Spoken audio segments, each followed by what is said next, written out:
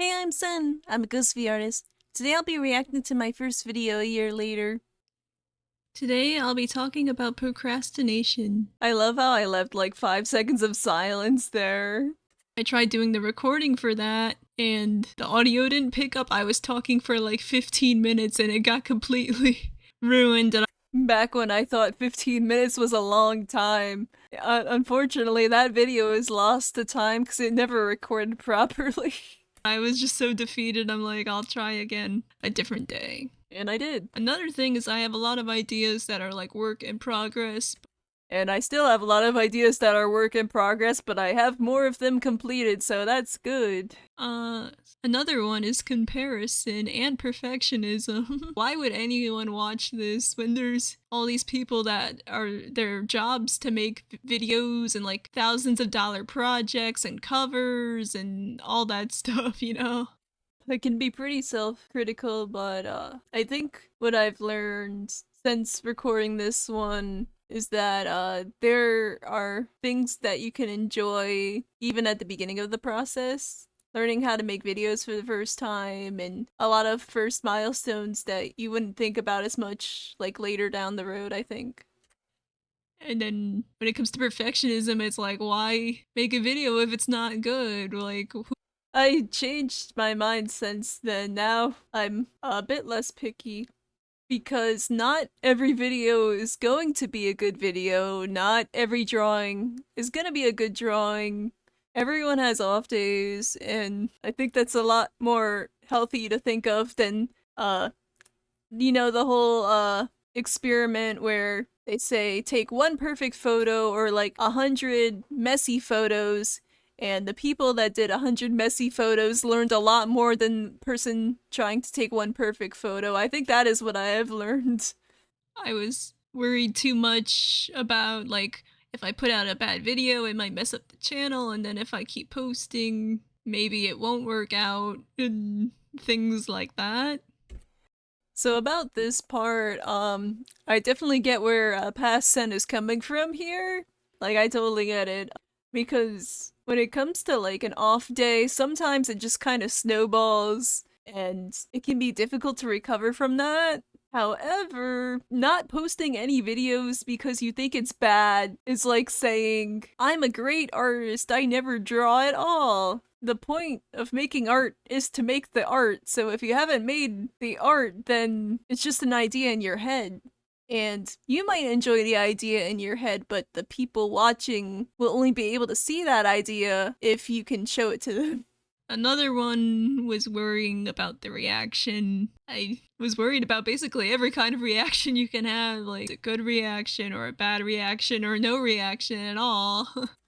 Interesting thing about this part, I had a little bit of all of them mostly. I've had maybe like one or two reactions that were not so good, but like overall it's been a lot more positive than I originally was expecting. As I've been practicing more, I'm getting more used to accepting different kinds of feedback, getting out of my shell a little bit and learning to not just always lurk and to like post things and make stuff. I just realized it's kind of like I'm adding a part two to the video now that I think about it, giving a conversation back to myself.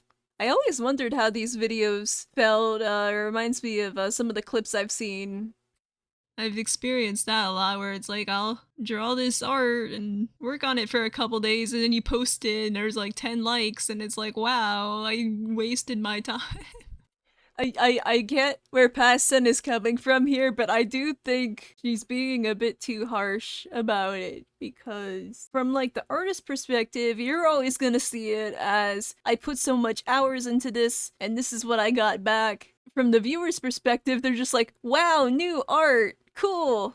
And when you're making like your own stuff, you get like really in your head about how like, oh my god, I spent so much time on this and I was here from the beginning to the end of this. And then it can change your expectations, I think. Especially when you've been doing it for a really long time and you're just like, I'm sub 100 followers and So it is true, I have been doing the drawing part for a long time, like 20 years. However, for YouTube, I've been doing it for about a year when recording this, and I can say more happily that I broke 100 followers for the first time ever. And I just recently passed 250 subscribers, so I'm halfway there to 500, and I try not to get too obsessed with the numbers, but I'm really happy that my stuff is resonating with people and they're appreciating it, and I get to spend time with everyone when I stream and stuff. It's really cool. Another thing is the audience of zero, where when you start out, no one really knows who you are. So whenever you're posting stuff, you're not really guaranteed that someone's going to find it and like it. So it can be really intimidating, especially to someone new, to like make something and like no one's watching this. When it comes to the audience of zero, I still think that it's something people underestimate as a newer creator. I think people underestimate the power of one person. One person can make the difference between a chat that is frozen and a chat that's moving. I think when you get like hundreds of comments or thousands of comments, it's easier to dismiss that. But when you get like one comment or two comment, you're like, wow, this person commented. That's so awesome. I think that's a feeling that I'm trying to appreciate more. That's because I do understand what it was like to have zero comments, zero likes, zero views. Like, I understand that. And that is why I always get so excited when someone comments or likes or says that they like really like my art and my singing and stuff. Like, I do read all the comments. There's a thing in Love Live, I'm paraphrasing a bit, but where one of the songs and like the themes is about going from 0 to 1. And like one of the things about that franchise is the first group was called Muse, and they were really popular both in universe and real life.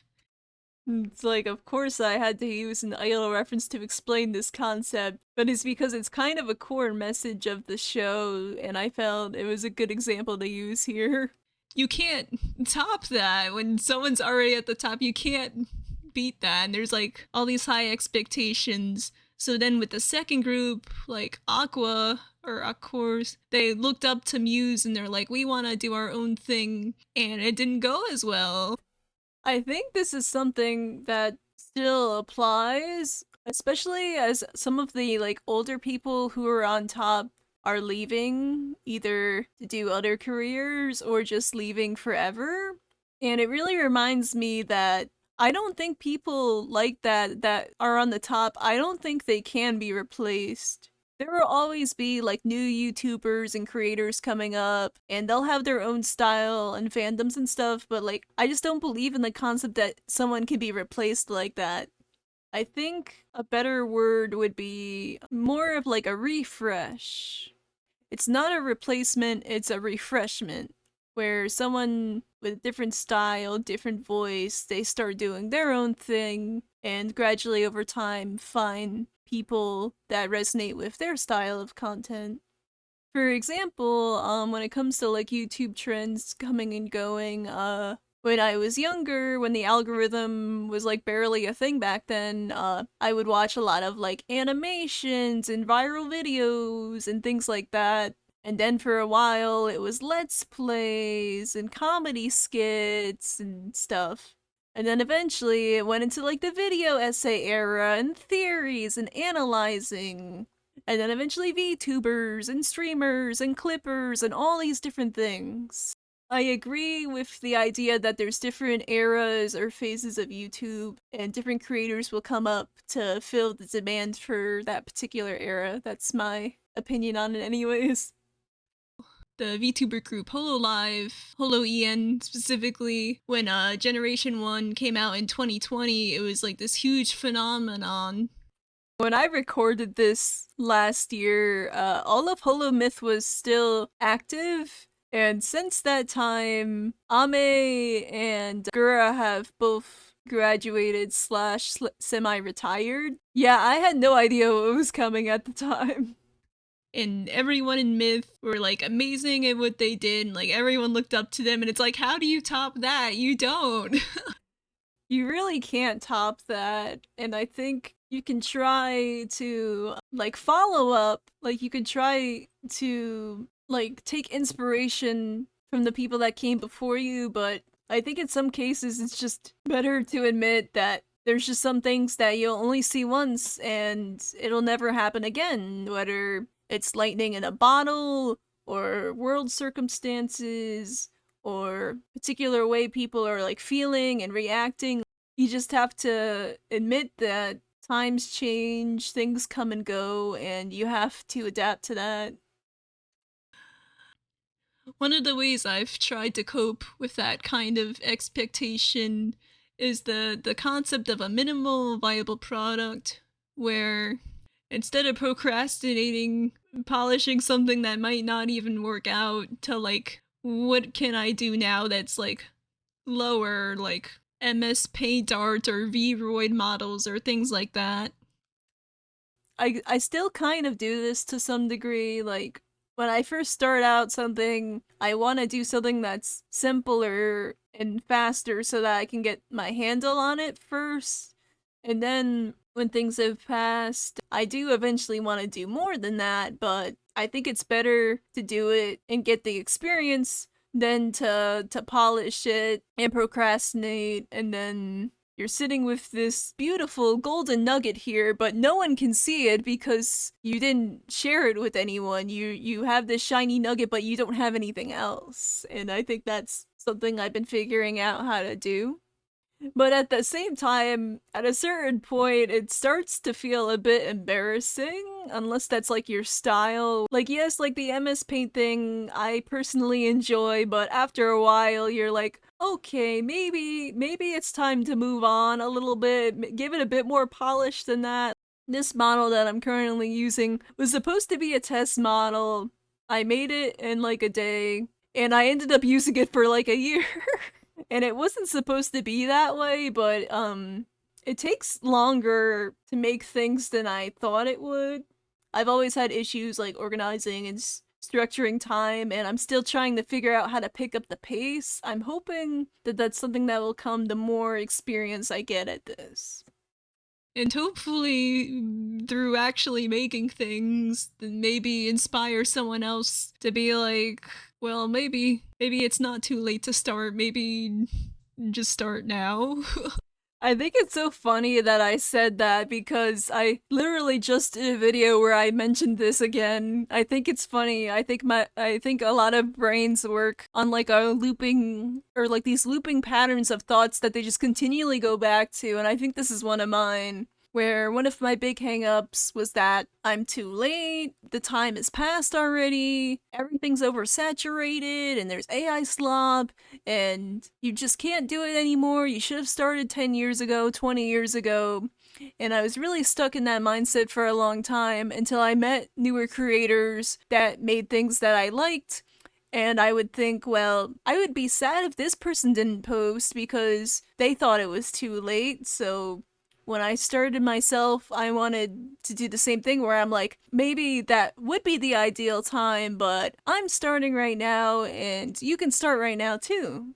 And not like in an MLM way, because I've seen a lot of that on YouTube the past year where they're like, I made $10,000 in a month on YouTube and you can too. And it's like, nah, no, most people do not make that much in their first month. If you want me to be honest, I have not made any money directly from YouTube within my first year. I have made some money, and that was through generous donations from people, and I put that back into the channel. Not everything well made gets views. I know that's a bit of a surprise, but I've come across a lot of amazing creators who, for one reason or another, are not popular, don't get comments and fans and all that. This is something that I still think is true, that I think will always be true to some degree, that every person on your homepage is a winner, and there's a lot of people that don't get there. It's been really tough because I find these people and I love their content, and like clockwork, as soon as I subscribe, they stop uploading. And then I blame myself. I'm like, oh my god, it's totally my fault. As if that makes any logical sense at all. It's like, no, it's not your fault. They just didn't want to post anymore. It can be tough to stay assured when you're posting with millions of other people and you'll see people around you either like going up or down or whatever, and you're like, how do I get to where they are? I think if you're fighting that alone, it could be a lot harder. That's why I've been trying to reach out more to people so I could be like, okay, maybe it's going like this, but I still have people that I can talk to about it that are going through the same thing. So yeah, basically what I'm saying is I use it's okay yeah to too start much. scuffed and be messy, and a lot of creators start that way. Yep. It's always okay to be scuffed, in my opinion, because being scuffed is the first step to being not scuffed. Regardless of what era of YouTube or the internet it is. For example, I am using my PNG today because my light is not working, and if my light's not working, then the webcam's not working, and if the mouth flaps aren't working, then it's not gonna look good. So I'm using the PNG instead, even though I would have preferred to use the 3D model. There's some that's the behind the scenes for you.